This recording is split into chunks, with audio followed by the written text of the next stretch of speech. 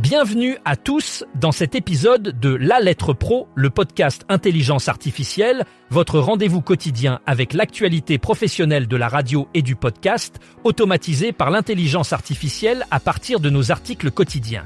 Je suis Brulatour, le rédacteur en chef de La Lettre Pro. Aujourd'hui, nous vous proposons de découvrir les dernières nouvelles de l'industrie. Laowa a récemment dévoilé la version 10.12 de son logiciel pour les consoles audio de production MC2. Cette mise à jour est une avancée significative pour les utilisateurs, apportant plusieurs améliorations notables. Parmi celles-ci, on trouve une gestion des canaux optimisée, une intégration renforcée avec les plugins Waves et une expérience utilisateur enrichie. De plus, la sécurité du système a été renforcée, assurant une protection accrue des données et des opérations. Ces innovations visent à offrir aux professionnels de l'audio des outils toujours plus performants et adaptés à leurs besoins évolutifs dans un secteur en constante mutation.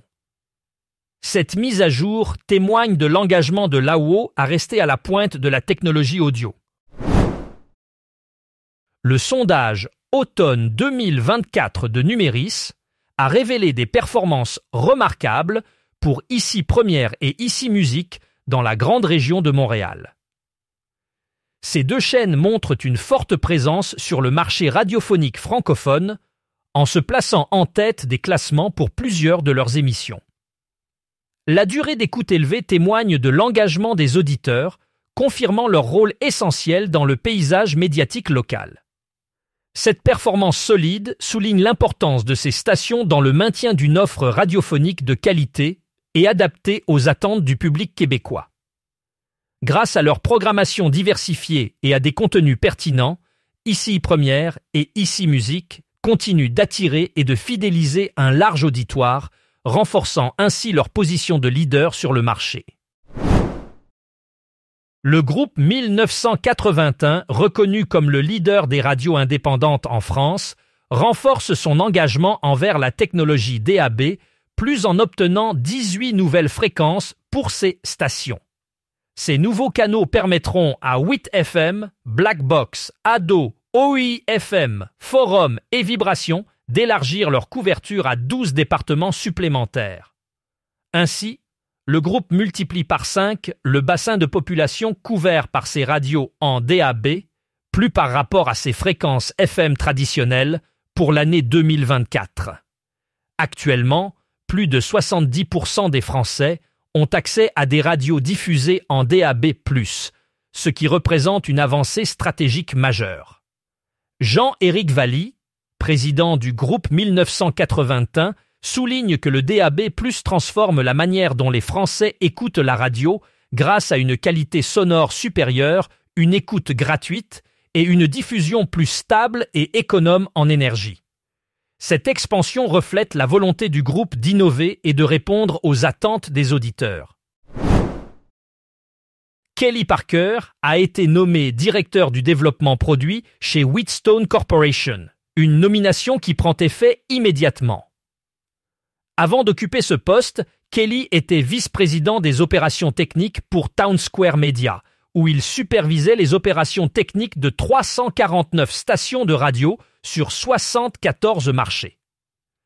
Dans son nouveau rôle, il sera responsable du développement des produits pour les gammes AOIP, streaming, virtualisation, traitement micro et on-air, ainsi que les logiciels serveurs de l'entreprise.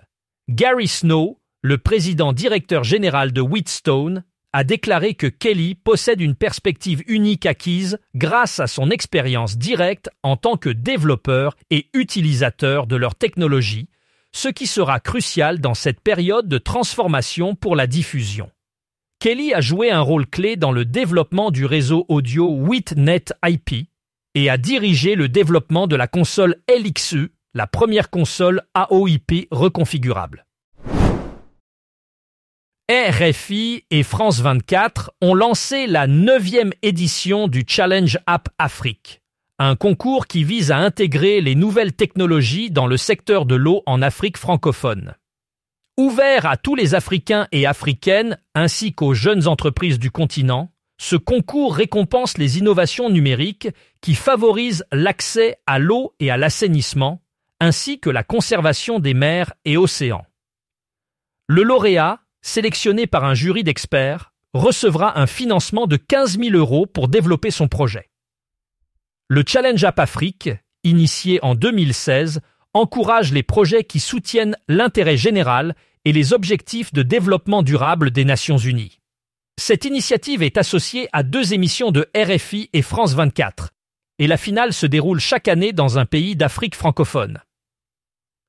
Les candidatures sont ouvertes jusqu'au 26 janvier 2025 sur le site dédié. Selon une enquête récente de Radio Count, les habitudes d'écoute de la radio au Canada ont connu une légère évolution. Les résultats, qui couvrent les 4 principaux marchés mesurés en continu, ainsi que 17 marchés mesurés uniquement en automne, indiquent une légère diminution de l'écoute de la radio chez les personnes âgées de 12 ans et plus. Cette tendance montre que même si la radio reste un média pertinent pour de nombreux Canadiens, d'autres formes de consommation audio continuent de gagner en popularité. Les changements dans les habitudes d'écoute pourraient être attribués à une variété de facteurs, notamment l'augmentation de l'utilisation des plateformes de streaming et des podcasts, qui offrent des contenus à la demande. Les professionnels de l'industrie radiophonique doivent donc s'adapter à ces nouvelles dynamiques pour maintenir leur audience et rester compétitifs dans un paysage médiatique en constante évolution. À partir du 31 décembre 2024, les radios suisses du groupe Société Suisse de Radiodiffusion et Télévision, dont RTS Première, RTS Couleur 3, RTS Option Musique et RTS Espace 2, cesseront leur diffusion en modulation de fréquence. Ce basculement historique vers le Digital Audio Broadcasting Plus et le streaming marque une nouvelle ère pour la radio suisse, portée par des innovations technologiques et une stratégie ambitieuse. Le passage au Digital Audio Broadcasting Plus permettra d'améliorer la qualité sonore, d'offrir plus de choix aux auditeurs et de réduire les coûts de diffusion. Cette transition s'inscrit dans une tendance mondiale, où de nombreux pays adoptent le Digital Audio Broadcasting Plus pour remplacer la modulation de fréquences, soulignant l'engagement de la Suisse à rester à la pointe de la technologie radiophonique. Ce changement représente un défi, mais aussi une opportunité pour l'industrie de la radio en Suisse. Edison Research a récemment publié son top 10 des découvertes les plus marquantes de 2024 dans les secteurs de la radio et de l'audio digital aux États-Unis. Ce rapport, fondé sur des enquêtes et des données exclusives, met en avant des tendances clés qui ont façonné l'année et qui influenceront 2025. Parmi les faits saillants, on note une adoption accrue des plateformes de streaming audio qui continuent de gagner en popularité face aux médias traditionnels. Un autre point notable est l'essor des podcasts, qui attirent un public de plus en plus large et diversifié, changeant ainsi les dynamiques de l'écoute audio. Edison Research souligne aussi l'impact des innovations technologiques sur la manière dont les auditeurs interagissent avec le contenu audio, notamment à travers l'utilisation croissante d'assistants vocaux et d'appareils connectés. Ces évolutions dessinent un paysage médiatique en pleine transformation, ouvrant la voie à de nouvelles opportunités pour les créateurs de contenu et les diffuseurs. En novembre, le nombre de podcasts contrôlés et certifiés par l'Alliance pour les chiffres de la presse et des médias, également connu sous le nom d'ACPM, a atteint un nouveau sommet. Cela est dû à l'ajout de 18 nouveaux podcasts, témoignant de la croissance continue du secteur. Cette expansion reflète non seulement l'intérêt croissant pour le podcasting, mais aussi l'engagement des éditeurs envers la transparence et la professionnalisation progressive du marché. Avec ce développement, l'ACPM joue un rôle crucial dans la structuration de l'industrie, en fournissant des données fiables qui aident à mieux comprendre les préférences des auditeurs. Les résultats de novembre montrent une diversité de contenus qui attirent un large public, soulignant l'importance de ce média dans le paysage audio actuel.